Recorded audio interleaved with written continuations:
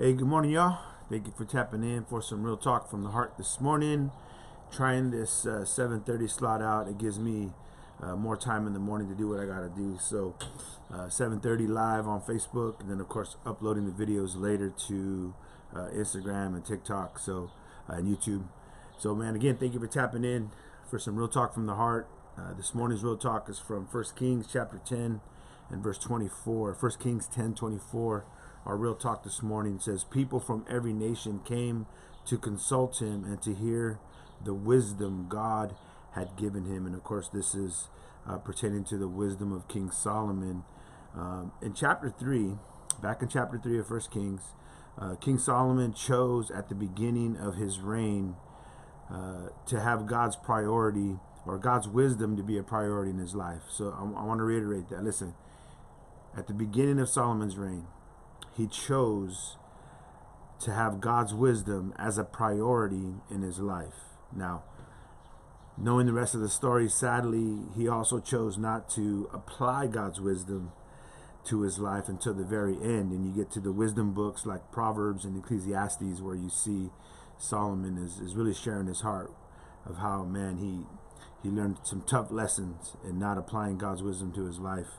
In the book of James, chapter 1, verse 5, we're told we're instructed to ask God for wisdom, because he gives his wisdom to anyone who comes to him. He gives it freely and without reproach, or another translation says without shame. In other words, God's not going to shame you for coming to him and asking for his wisdom.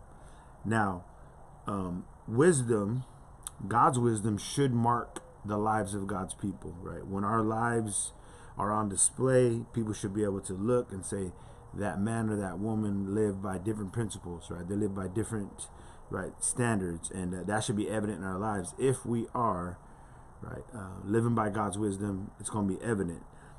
If we're spending quality time in God's wisdom, right, reading the Word in the Scriptures, then God's wisdom is what our lives are going to be demonstrating and sharing. Here in this passage, people are coming to Solomon, right? It says they came to consult him, right? They came to ask for advice. They came to get some counsel from him and to hear the wisdom that God had given him. Not Solomon's wisdom. They weren't coming to hear Solomon's wisdom. They were coming to hear God's wisdom. And we should be people that others can come to for God's wisdom. If we are God's people, if we're God's people, we should be people that others can come to specifically for God's wisdom. When people do come to us, it's not our opinions, it's not what we feel, it's not what the culture or society has to say about it. It's what does God's wisdom through God's word say about it, right? That's where it's at. That's where it's at. That's what we want to do. Can people come to us for biblical advice?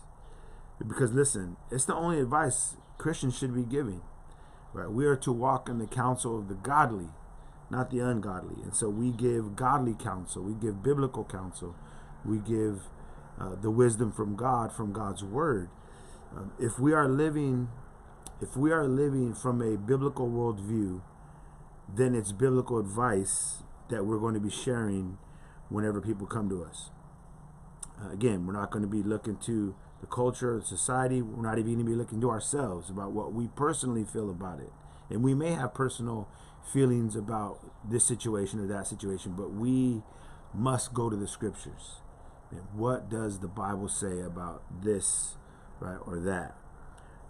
I want to encourage you today, beloved, choose to have God's wisdom as a priority in your life so that you can live by it and so that you can impart it to others. But if God's wisdom is not a priority in our lives, then we can't expect, logically and realistically, we can't expect to be imparting God's wisdom to others. What does your life have to say to the people around you? Man, what are you imparting? And what are you giving away? Can people come to you and me for good, sound, godly advice and counsel? If we're spending quality time in God's word, in God's wisdom, then they can count on us to be people who say, you know what, man, I can talk to that brother, I can talk to that sister, man. I can talk to that man or that woman, and I know that they're going to be a straight shooter, and they're going to give it to me straight, and they're going to give me exactly what God's word says on the matter. Man, I hope this encouraged you. I hope it challenged you. I know it did me this morning. I want to be someone that people can consult and people can count on to give godly wisdom and godly advice and counsel. Let's be those kind of people, man, because that's who we are. We are God's people. And God's people are to give away God's wisdom, demonstrating it and sharing it. The Lord loves you. I love you too. Praying for you. Asking that you please be praying for me as well. Man, I hope you have a great Wednesday. And I hope to have you tap in on the next devotion. All right. God bless y'all. Talk to you later.